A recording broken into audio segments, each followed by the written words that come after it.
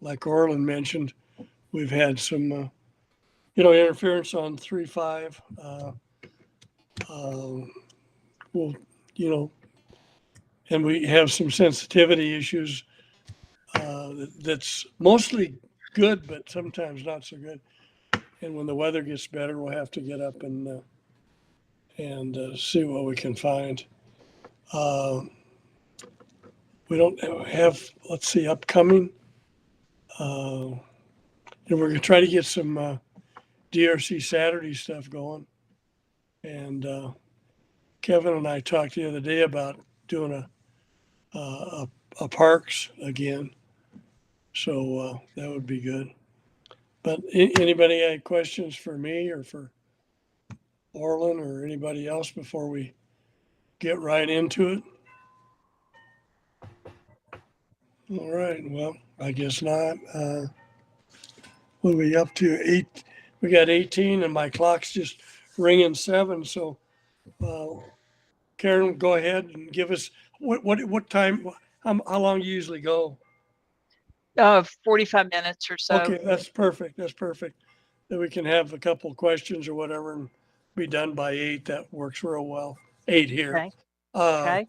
anyway, I'll let you introduce yourself, give whatever bios you want to give on yourself and your company, and it's your show. So thank you for taking the time, and we appreciate it. And it's all yours. Well, thank you, Jerry. I appreciate it. And I want to say hello to everyone here at the Denver Radio Club. I kind of feel like I'm home. We were in Broomfield for a number of years, moved back to help take care of my mother. This is home for me. I am now in LaGrange, Georgia. I am Karin, KD4DXX, and with RT Systems. And RT Systems has been in the amateur radio world for 35 years now. We didn't start with the radio programming, but I'm going to start with that. It was in 1995 when Yaesu announced radios that they said cloned, and my husband took one look at it and said, I wonder if we can get this to talk to a computer. And he did, and the rest is history from there. And what has been interesting and what we're dealing with most at the moment is when we first started this, we coined the phrase radio programming made easy, because the only thing there was besides what we were doing was programming the radio from its face. And doing that once or twice is an absolute necessity. You need to know how to program your radio from its face, at least the basics. But doing that 1,000 or more times for your radio, that's where we come in. So we have gone from it being easier than the face of the radio to now there are others that do the same kind of thing. But like I said, keep in mind, we were the ones that invented it and introduced it first. And now what I want to tempt you with and show you are the things that the RT Systems programmers do that some of the others don't. I'm not going to do one-to-one comparisons, but remember that RT Systems, when we release a programmer, we have the radio that we're working with. We know that things are going right between the radio and the computer, and we program everything about the radio, not just the memory channels. You'll get your background settings, you'll get everything that goes for one band or the other and all this kind of stuff. And with an RT Systems programmer, you can spend time looking at it because you're basically looking at the radio out of its black box. We lay it open so you can take time to organize your memory channels, organize your information, and get comfortable with your radio, because having your details organized in your radio or not organized in your radio is sort of like having everything you own out on the dining room table at one time and spending 80% of your time looking for things. where you get it organized and then you spend 20% of your time finding it and 80% of your time getting to use it. So this is something that's really important with a programmer, is how well it helps you get things organized so that you get and be able to make changes, so that you can get things set up the way you want it and get out in the field and have a radio that really performs the way you want it to. I said briefly that we started with those 2 radios from Yaesu, and over the 30 years, we now do over 600 different radios from over 40 some odd different radio manufacturers. It's amazing. And while I know, as well as everyone else, that some of these radios are the same under the covers, for the sake of organization and for the sake of saving you having to search through or dig out a list of who uses what and when, if the radio manufacturer puts out a new number, we put out a new programmer. Then if you come to the page looking for radio A, you find it. If somebody in California comes to the page looking for radio C, they find it. Nobody has to keep up with what does what and oops, something changed. We're going through that right now with a radio that the manufacturers changed it from 256 channels to 999. Well, there will be packaged, in the package, there will be a basic program and an enhanced program. And while you may have the difficulty of which one to use, you'll at least have both of them to be able to pull them. So we will do that when it's impossible to tell one from the other. But I'm not going to put all the ones from one manufacturer together, because you want one out of that bunch, not all of them. We're going to help keep you organized so you know when you go to your computer, you look for your radio number and you know you have the programmer you need for that radio. With all of that said, let's look at the programmers a little bit. Let's see, that was present now and window and this window and share. Okay. So let's look at the FTM 400. All you guys can see the FTM 400 screen, right? No, we're seeing our Google Meet. You're seeing your Google Meet. What has happened? Is sharing window. Hide this. Stop presenting. I don't know what else to tell it. Let's do this. Where'd my 400 go? We'll do it with this one. Now, do you see the FTM 300? We are seeing a white screen for some reason.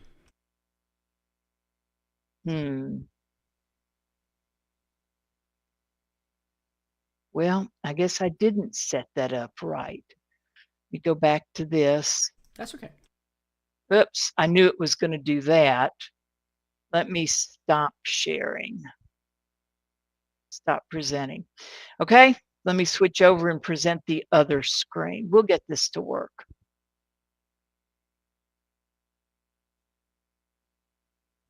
Okay, that's what we're looking for, right? We're seeing this calendar appointment for Denver. Okay. For us. That's funny because I just closed that. And you should be seeing my screen. Let me see if I change something else. Yaesu, where are you? And the FTM 400. And nope, I can tell by how that came up that that's not a part of this. I'm afraid, let's see, what's this one? Or if you have a Visitors. PDF somewhere, I can host it. No, because I work with them actively. I don't expect a still screen. Let's try one more time. Let's do this. How about that? Let's see if that gets what we want. We see the FTM 400 go. programming software, yes. Okay, I just had to pick the right thing to share. Sorry about that. No I'm problem. not as familiar with Google Share. Okay, let's start with the FTM 400. And I ended with the fact that the programmer is the radio out of the box. Okay, the FTM 400 has top and bottom memories, and it has a band A and a band B. That's the top and the bottom, two completely separate lists. It has limit memories, it has home memories. And the thing about the RT Systems programmers is if in an untitled file you see frequencies programmed, if you're not using this option of the radio, just leave them alone. Something has to be there to keep the radio happy. There's nothing sacred about our frequencies other than that's what Yaesu used when they programmed the radio at the factory. In this case, they'd have to be in the band if you wanted to change them. But if you're not using them, just leave them alone. So we go back to band A, and that's compared to, let's take an ICOM radio. I'll just have to bring them over to this screen to use them. There we go. And this is the 2730. And again, some of you may have a 2730. And it only has one bucket of memories, but you know that radio has two displays. It's got a left and a right. But in this case, it's the same list on both sides. You can use different channels, but channel 4 will be the same frequency as channel 4 on the other side. Just the design of the radios. More of them are coming with this one bucket these days, but we don't do this just because we want to. We do this because this is how the brain of the radio is laid out. Now, one of the fun things with RT Systems programmers is looking at the differences here. Yeah, they look similar. They act similar, which is really kind of nice. You don't really have new software to learn, even if you get a radio from a different manufacturer. Receive, transmit, offset, offset direction, operating mode name, show name. Well, that's extra. Tone mode, CTCSS. Well, this one's got an RX CTCSS. Doesn't work quite the way you think it does, but it's got it. And other things that are different between them. But even with that, I can come back here to my Yaesu and I can pick up whatever I want out of this and I can copy. That was a right click to get that. And I can come right over here and I can paste right out of a Yaesu, right into an icon. I can do the same thing. How about we do this one? I can come right into a Kenwood. We match the likes, we throw out the differences, and we default anything that doesn't come along with it. Just that quick and easy. But notice Yaesu is a 1-based. ICOM is a 0-based. That means it's got a 0 channel. Yaesus do not have a 0 channel. They start with a 1 channel. Kenwood has a 0 channel, but that throws all your numbers off for all of these. If I want to fix that, I just insert a channel, and let's put 144. And then when I see 144, I just know it's at the top of the list. I could set it to skip just this easily, and then I won't see it unless I'm tuning manually. Do the same thing in the ICOM, just insert a channel and 146.52 if I want. Anything, just a space holder. Yaesus cannot have their first channel blank. If you try to do communications and send data to radio, that's something that the program will keep you from doing. Because if you do it somehow, probably with a programmer, the radio will forget it's a radio. It won't come back on again. So we won't let you do it. I'm pretty sure the ICOM and the Kenwood will let you have a blank first channel. I'm not sure. I'm not going to risk my radios to find out. We're big proponents of having something in that first channel, unless when you do the initial get data from the radio, that's blank. Well, fine. Then the factory says it can be blank, it can be blank, and there'll be no warning.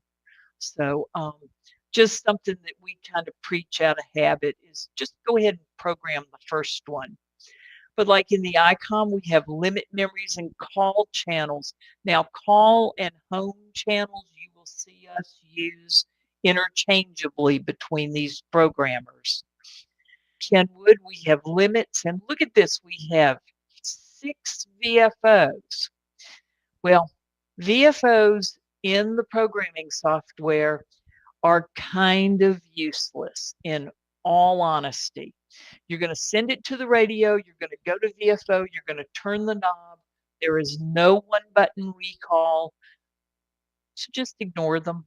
The best thing you can get out of it is to see that A has this many bands and B has different bands. Something new to learn about your radio. Why doesn't something show up on the B side that shows up on the A side? Well, that answers your question. The design of the radio is such that it doesn't. And again, that's not terribly unusual. Okay, so those are basics of it. How else can I get information in here? Let's work in this one because it's not empty. We'll work in this one down here. I can go File, External Data, and I have radio reference, which is more commercial but requires a subscription. It does have some amateur, but it does require a subscription. Repeater book is free, and that's the one we're going to use. Frequency lists are some lists that we maintain, and just because I have GMRS and FRS in here does not mean that I'm going to make the radio transmit on those frequencies. The radio will listen on those frequencies just fine. Those are acceptable frequencies, and I can just as easily click here and pick the ones I want and apply them. And it's here more so you don't have to go hunting for this information. We put it here where it's handy. And if I click apply, they'll just come right into where I want it to be. Does it still know them? Nope, it doesn't know them any longer. So, but you get the idea of how that works. But let's go to radio reference. Repeater book. We start with the location. I was apparently in Green Valley, Arizona. Somebody yell a zip code to me. 80013. Okay. We'll go 40 miles around you. We're going to do amateur this time for 2 meters and 440. And we're just going to pull FM for this radio and tell it okay.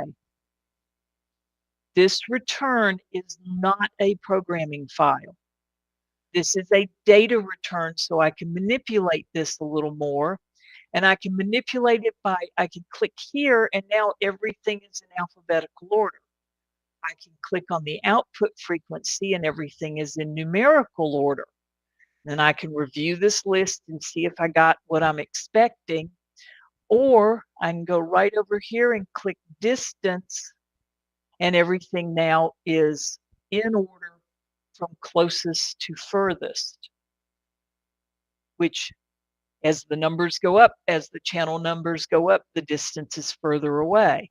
So take your choice. As far then down at the bottom, name is a choice, and that's something that you need to look at your radio you're working with. And how many characters do I have here? I have 6 characters. While I may get Aurora in there, I'm not going to get very much of the rest of these. So city is probably not my best choice. I have a none, which will get you frequencies. because there's nothing in the name column, or call sign if you work well with the call signs. I usually leave city in the comment. Comment does not go to the radio. Comment is great for your printout, for seeing other information in the program if you want to do other editing and other details like that. And now when I create the file, now it's a programming file and ready to go to the radio. Tones are set up the way I need them, and I'm ready to go. Now, I had one the other day. Let's say I want to put all my tone squelch into a certain bank. That'll do for this example. Well, I can come down through here and I can click each one of these one at the time and look where this is and come over. And it gets a tad tedious. Let's go up here to edit and down to sort. And I want to sort on tone mode. I can sort on any column across there. I want all channels, and I'm going to tell it okay. Well, look at this. All my tone modes are together. And now I can change the first one. Control C. I use a lot of keyboard moves. It keeps me in the same column more easily than using the mouse. You can use the mouse if you want, and Control V like Victor for paste. And now they're all in bank A. I can do that with pretty much any column for column editing. With that said, that's not the order I want them in. I want them in the order they came in, so I have them by distance. As long as you do not save that file, you can go edit and undo sort, and they are now back in the same order, and they brought my changes with them, but they're back in the same order that I started in, which was an order of distance. See, I've got my Aurora ones at the top, which is apparently where that zip code's from. Okay. So you're scrolling down through here and you look and go, wait, Larkspur just got a new repeater and I want it right here. Let's insert a channel, and that repeater is 445.350 and it's W0EAK, and it's running a tone of, go back up there, 250, and I typed that and it went to that number. It'll go as close as it can, and this is, so at any time you can type in a frequency, and you may not have noticed because I've got the screen moved over. When I typed in that receive frequency, it automatically knew that it should be 500 and do minus. But if it's not, let's say they were assigned a strange pair, a different pair, and it's a do plus, and I come, and which it wouldn't be, I can tell that's out of band, but it automatically calculated it for me just that easily. And if it's not a 500, let's see, let's make it 4.225 tab. And again, it redoes my calculation for me. The programmer does a lot of things to help you, so you're not sitting there with pencil and paper trying to figure out where that decimal goes to figure out what number goes somewhere else. Just automatically. Radios can take blanks in them other than the first channel. So use that to your advantage so you can see what you're doing in your file. If the next group is for a different part of Colorado and they are all Bank B, give yourself some space in there so you can see the break. You won't see the break on the face of the radio, but now you can see it when you're looking at the file. Questions at this point? Okay. Something that all programmers have, I take that back, all but one, there is one that does not, are settings. They go from simple screens like this, we've got 2 pages of settings, to the ICOM 9700 that has 16 pages of settings. It's amazing. But these are options that the radio uses, whether it's in memory, you're doing limit memory scanning, you're doing call channels. These are the things you set once and the radio uses all the time, whether it's in memories or VFOs or where it is. And on ICOM radios, we often get asked about memory names because ICOMs do not do memory names per channel. They do memory names all on or all off. And I don't think they have changed that format. In all honesty, I believe that's how they're doing it. And again, just the parameters that they design their radios for. But given those, let's look real quick at an HF radio. We do some HF radios, and in HF radios, the memories aren't necessarily the most interesting part of it, because I know a little bit about HF, and I know you're usually tuning and tweaking to get that frequency right. But you might want to put in some nets that you do and you go back to. Notice I have no transmit frequency here. This radio handles it differently. In that generally most things are simplex, but offsets in 10 and 6 meters, if it has it, are controlled by one value. So if you have repeaters, if you happen to be doing that, you have repeaters that have different offsets, it's going to be a little tricky to get these radios to do that, but you don't see a transmit frequency. It's just a completely different world. VFO band stack register.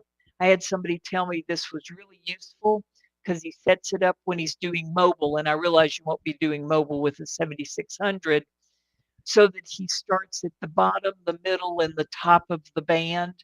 So by using the band stack register, he can move through it quickly to see what kind of activity he has. But the best use of it, and I consider this $25 worth of insurance, are the settings. All of this going on. You have tweaked, you have worked your radio, you got it set up just like you wanted. It gets out good, it sounds good to you. You do a communications and get data from radio. We will capture all of this information along with, if you happen to have anything in memory. Save that up, save a copy of it is my recommendation. Then, if you ever have to reset that radio for whatever reason, you can come back to this file, send it back to the radio, and at least be back at that point. There may be some more tweaks that you had done between when you read it and when the radio needed to be reset, but at least it will give you a baseline that is above total reset, new out of the box. So just a recommendation that a lot of people have found, yeah, I never thought of it that way. So this one's not the most robust. Some others are even bigger than this as far as everything it does in the background. This also has a simple remote control that you can actually control the radio from the programmer. I'm not going to click open port, it's going to argue with me. But that means I can also put a frequency in here and hit control left mouse click, and it will tune the radio in VFO to that frequency with that filter, a tone if it's there, which it probably wouldn't be, to the operating mode. So a little bit of what we call simple remote control which using it and playing with it, you may find rather handy rather than drilling into the menu to make changes to these settings that we make available. Okay, questions to this point? Okay, let me leave the programmers a little bit. We're always there to answer questions about them and show you a few other things about RT systems. Let's see. I want this page. Okay, RT systems web page. As I say here, software is radio specific. Find your manufacturer, then your model. And I take you that way because I'm going to use my biggest one here to show it off. UV5R, the infamous UV5R from Bofang. This page, if you follow that path I write there, gives you the most information of any of the pages. I'm going to repeat it on the product page as much as I can, but I don't have as much room there. So you're going to get your most information here if there are things to be said. This one works with all of these radios. And I promise it works one-to-one with all of those radios. And so this was one time I'm not going to put out another programmer because these numbers are all so similar that I decided the similarity would carry them through. And then I have others that I have to say specifically it doesn't work with those. But I can't put all the knots. Imagine there'd be 600 of them up there. But I'm going to try to get you there as best I can. Okay, and there are manufacturers over here that I promise you have never seen anywhere but on my website. There are days that I wonder where folks find these radios. Okay, on this page, I have how-to videos, starting with general use, which will be very much like what I'm talking about now. My cables, how to use tones. There's a lot of real basic information here. But then there's also a lot of information that's very specific to your radio. An overview of D-Star and getting started. Lots of videos on DMR. And on my page, watching like these DMR videos, even if it is not on your radio, the principles often will be the same. So it may be very worth watching the video to see what you can learn about what you're trying to do with your radio. Okay, then we're back into the manufacturers. Things that my Mac programs do. We're trying to make our Mac programs as much like our Windows programs as we can. The Windows programs were there for 20 years before the Mac programs came along. So for a while, the Windows were much more robust. That is way different now. And we're coming out with them more rapidly. We're probably at 50 or so right now. And then, like I say, Yazoo, the most videos I do. Okay, not only that, come on, catch up with me. There we go. I have a knowledge base here that will give you information when we're not there. Again, general breaks down into the radios. This is very much, if we've had to figure it out, we're going to write it down so we don't have to figure it out next time. This is also searchable. And again, if it brings back the words you searched for, even if it's a different radio, take the time to watch it or read it. These will pretty much all be read.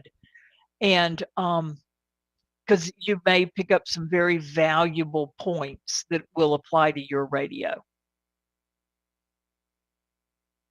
Okay, questions?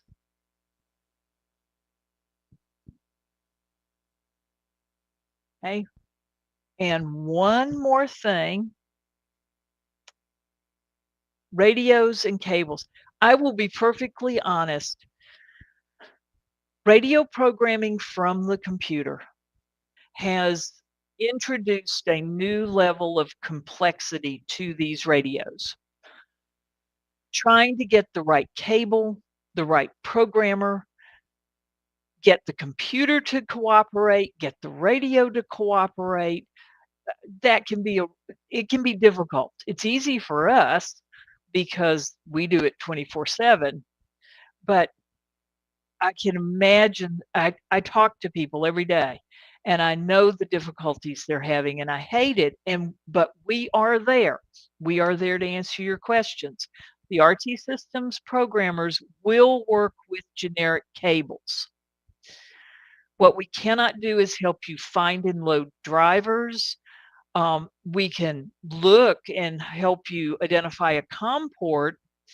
We can tell you if you got it plugged in the right place or not, because you see all these cables have all kinds of different connections on them.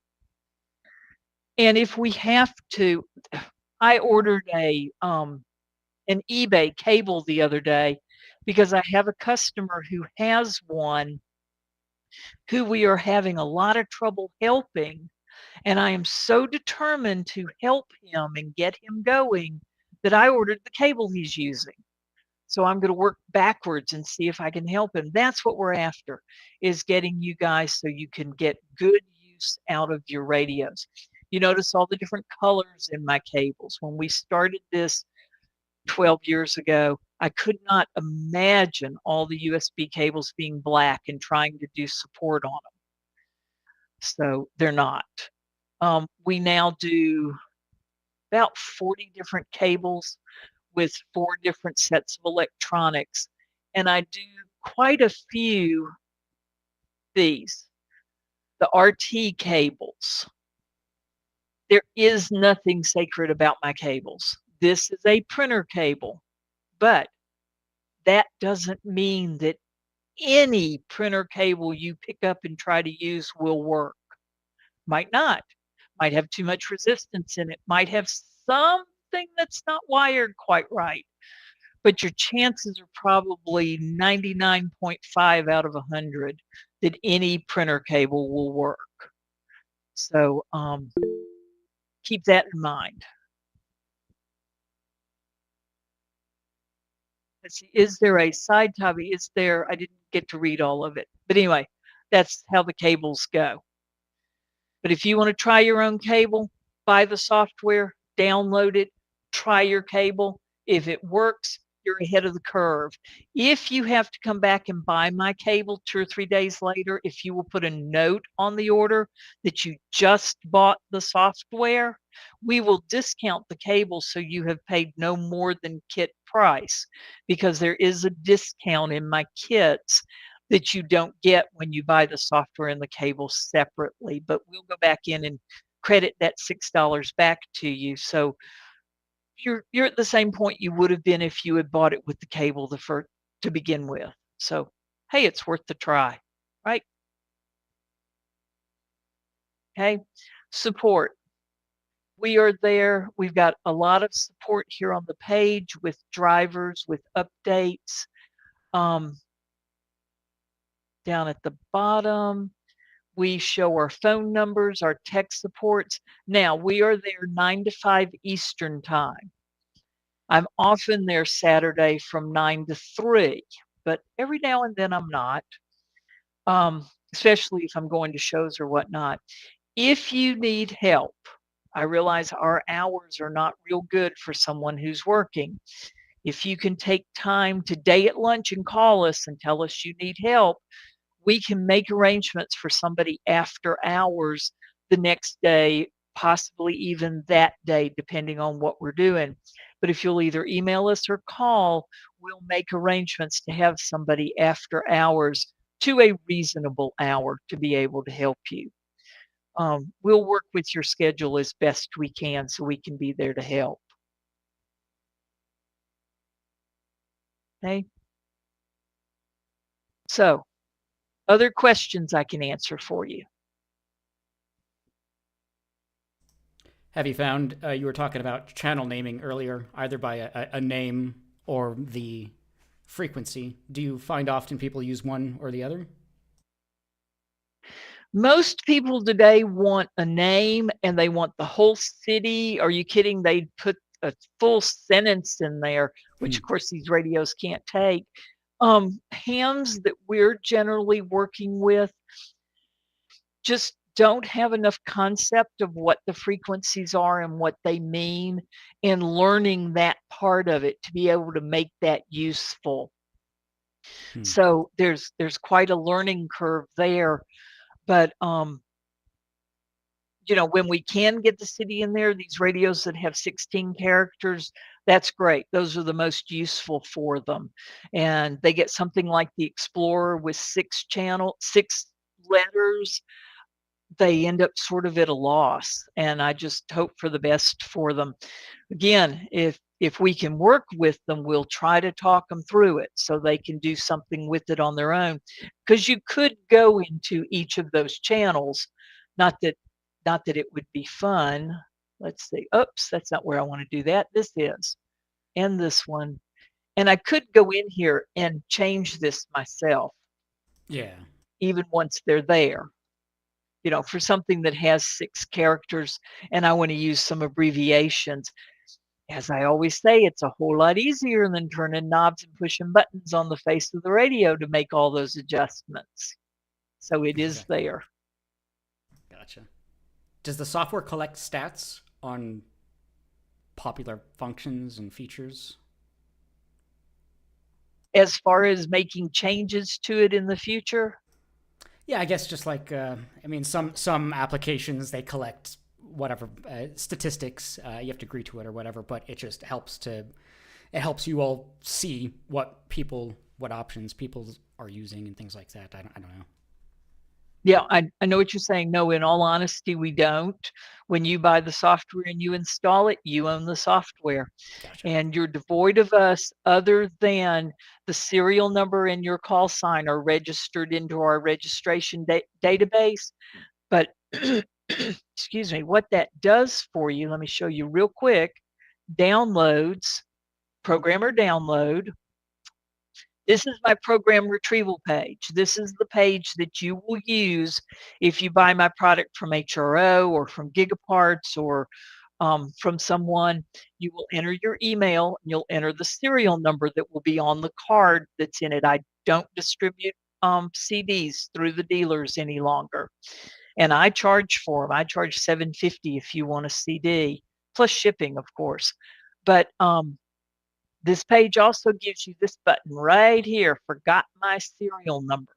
So at any time you can come in and you can type in the serial number that you used when you downloaded the software and click forgot my serial number, and it will send you all the serial numbers that are registered to you for version 5 or version 6. This does not go back to the version 4 software. The version 4 programmers have been gone for 8 years now. And while we'll help with them, they still install from the CDs, from the original CD. There's a $15 charge to come up to version 5. And if you're doing several, let us know and we'll work with you on bringing them up to version 5. You don't have to keep up with those serial numbers anymore.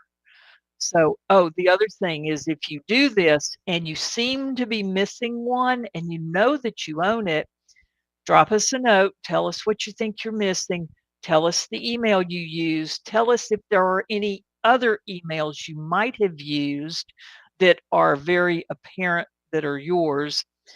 And we'll look. We have some behind the scenes things we can do in our database because, as I put it, you would be amazed how many ways Gmail can be spelled. So, and it's got to be exact when it's doing the forgot my serial number search. So we'll do what we can to find it for you and get it changed so it matches your others. So everything comes to you in the future to try to keep it as simple as possible for you.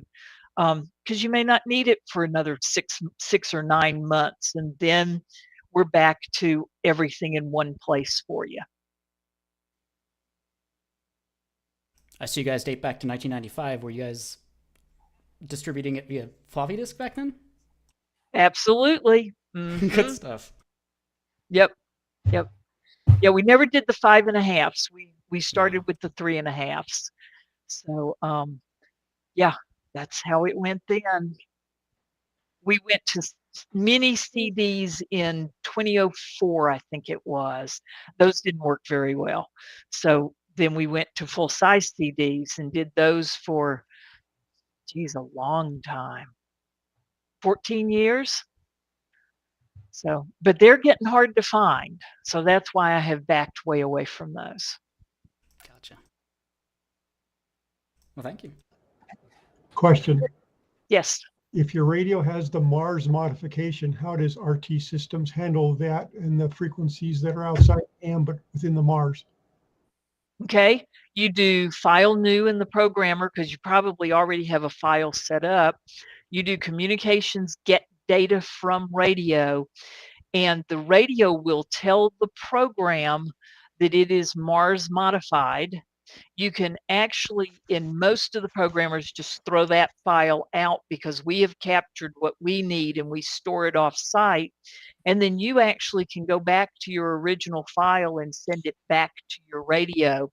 As far as the frequencies, your radio always listened to them. The Mars mod made it so your radio transmits on them.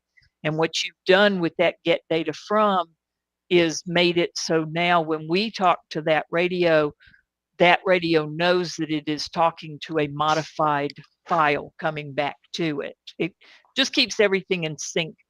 Think of the computer as being a radio and the radio as being a radio, and they've got to be identical to each other. And that's what you're doing with that get data from, is establishing that identity again. Okay, great. Thank you. Mm-hmm. Peter, do you have a question? Yes, I wanted to ask you about the tabs on the programmer. When I open the programmer, it loads the last set of data that I used. And so what you have on your example, you have 4 tabs open. Mm-hmm.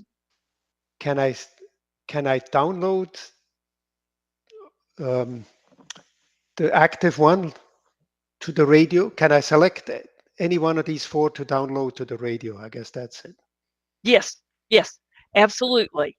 At any time, the repeater book one won't download to the radio, but any of these that say 2730 Untitled, or if you've named them, if you had 4 up here with names, because I can also do file open. And if I had other files here, I could click and have a group of them up here. And yes, whichever one is the active one that I am looking at, that is the one that will be loaded to the radio. Just bear in mind, radio programming is always an overwrite. It is never an add to. So if you wanted this file and this file in the radio, make sure they are in the same file in the program. I'd pick these frequencies up and copy and add them to this one. And now when you send it to the radio, everything is in the radio. Okay. Okay. Thank you. Here, let's show you one other. How about this? I can even compare. I did window and new vertical tab group. And now I have one over here and I have one over here. And I can compare or do whatever I wanted to do. I can even make this my active one. And when I do communications and send data to radio, that one on the right will be sent. The one on the left will be ignored. One more thing, real quick, while I see it. COM port setup. If you are using the RT Systems cable, the ones with the big heads that say RT Systems on it, or one of the radios that has electronics in it, where you're using a cable that we call them inert because they don't have electronics in it because they're in the radio, you do not have to do COM port setup. Only occasionally do we have to do this to help the computer know what it's looking for. But if you're using our cable, just leave it set to none. And when you do communications and get or send data, we will find our cable automatically. We know our cable. So that's one of the troubleshooting things. ICOM radios, they like fast speed unless the radio is more than 20 years old. Then they like normal speed. But the ones today, they like fast speed. A couple of little troubleshooting things if you're using ICOM radios. Is there a way to rename the tab, the blue tab that you have on the right? When I save that file, the saved name will appear there. Okay, so that makes it a separate file. Correct. I don't want it in the 400. This is one thing, it gets confused at times. And I was apparently in the 400 the last time I saved something. So I'm going to take control and tell it where I want this. There we go. And this is test 2. And see, now I have that test 2 in that name with the 2730 extension.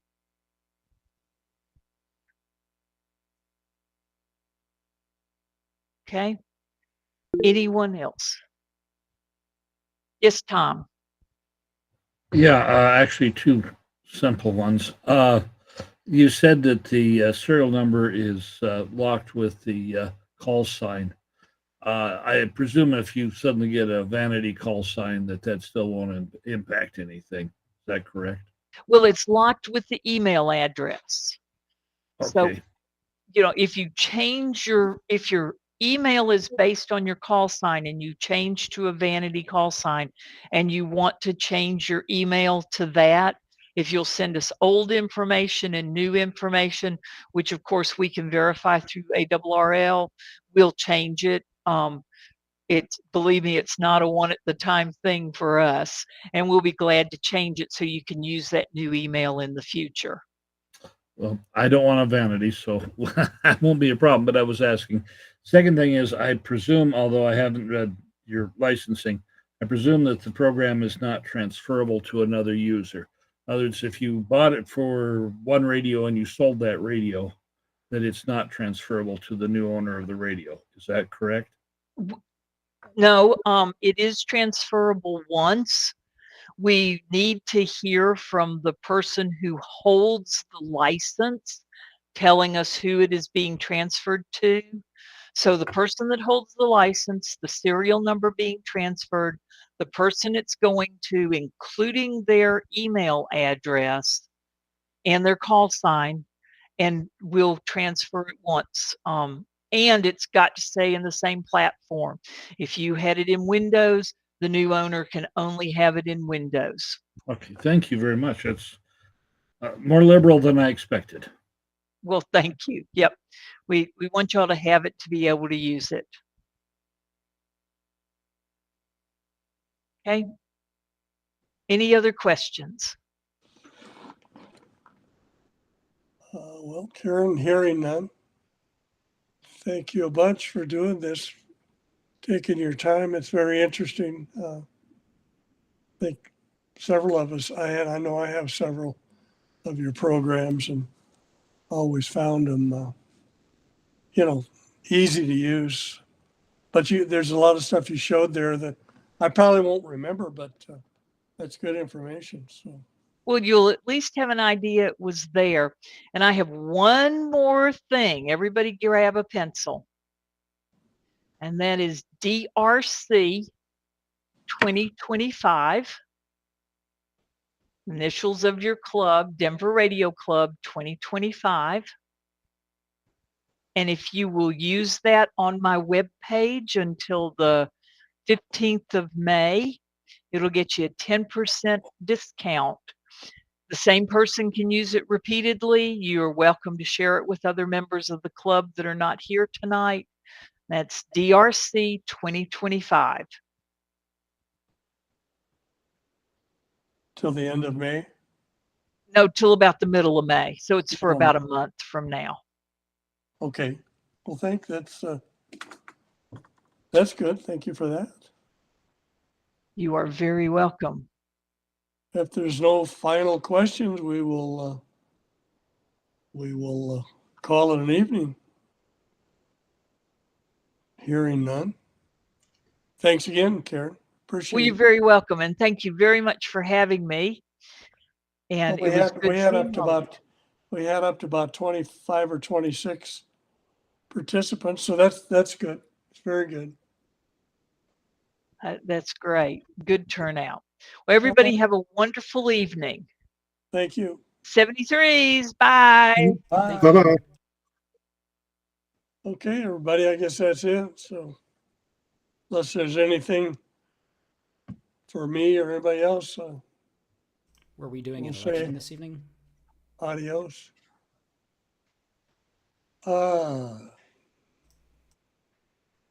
Yeah, Orland, we should have talked about how do we need to do that?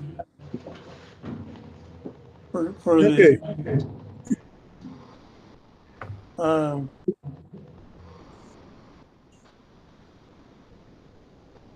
I'm not set up to do anything on an election night. Yeah, Yeah. it doesn't seem like it's in line with the normal elections, so we should be able to handle it at any meeting, it sounds like. yeah, well, the only No, Denise. person that's showed an interest in the board position was Dick Nelson. And that we could go on that unless somebody else wants to throw their hat in the ring. I think Dick, make a good board member. He's been very supportive of the club and our field day chairman and so forth. So, Orland, what do you think? Well, we've only got about a dozen people here left. About 16 people. But, yeah, we could do it, do a roll call, see what everybody says, yay or nay. It's sort of an impromptu or informal Well, election. it's difficult to do online, I think, anyway. So much better when we were together. But anybody, I don't know, a lot of us know Dick. Can we just do a roll call? Is that what would be the best way? And just want to thank Kathy, N0CRZ, Club Treasurer, up to this point. Really do appreciate that, and that's what this position is up for, just in case anyone was aware. And yeah, I put it up to a vote as well. Jerry? Okay, that's another thing too, and that is, we have to elect somebody to the board, and then we have to elect Yeah. the treasurer. We don't have to elect the treasurer right now, but the treasurer has to be a member of the board, so. Elected, well, within the board, yeah, exactly. If we want to wait a So, week or so, or whatever is fine. I was just wanted to bring it up. Well, yeah, I'm glad you did, because I'll be honest with you, it got past me, but if there's no objections, I guess we can, Looks like Tom has a question. Tom Frakes, go ahead. yeah, Tom. Yeah, I was just going to say, Jerry, if you direct your secretary to cast a unanimous ballot for the man you named Dick, and Right. that becomes a motion, you could say, are there any objections? And if nobody speaks up, he's elected and everything's done. Okay. That So sounds I would good. make that motion that the secretary casts a unanimous ballot for Dick. I hope Dick I Nelson. Dick Nelson, W6. Oh boy. Yeah. Anyway. And I'm willing to bet that Daron will second that motion. I will second that motion. Okay. And then you can say, are there any objections? Yep. Any objections? Hearing none, we'll It's done. consider Dick elected. Okay. Thanks, Tom. Thanks, Jerome, for bringing it up. It just got past me, so I've been announcing it at the meetings, but anyway, well, we're good, and then we will within the board elect a treasurer. Okay, Tom, So, Tom, can I get your call sign down here so for the report? For the minutes, yeah. It's Alpha Echo Zero Golf Quebec. Alpha Echo Zero Golf Quebec. Thank you. all righty. Well, thank you everybody for hanging around, and we will see you at the next event or Sunday evening. Thank you. Thank you. Hey, Tom, can I ask you a question? Yes, sir. I got a new computer with a new camera. I just wanted to know the audio is working and the camera is working. You can see me, right? Right. That's all. Just wanted to see if the new equipment is working. Thank you. You're Mhm. very good. Dan, the reason I asked if you would mute is it's not happening now, but just a little bit before, just before I asked you to mute, it was echoing back. Okay, and the speaker system is not connected to the microphone, so I can see where that might happen. Okay, thank you. I'll be careful with that. I'll mute now. No problem. Okay, guys. Thank you, and we will see you later. Thank you. Good evening. Good evening.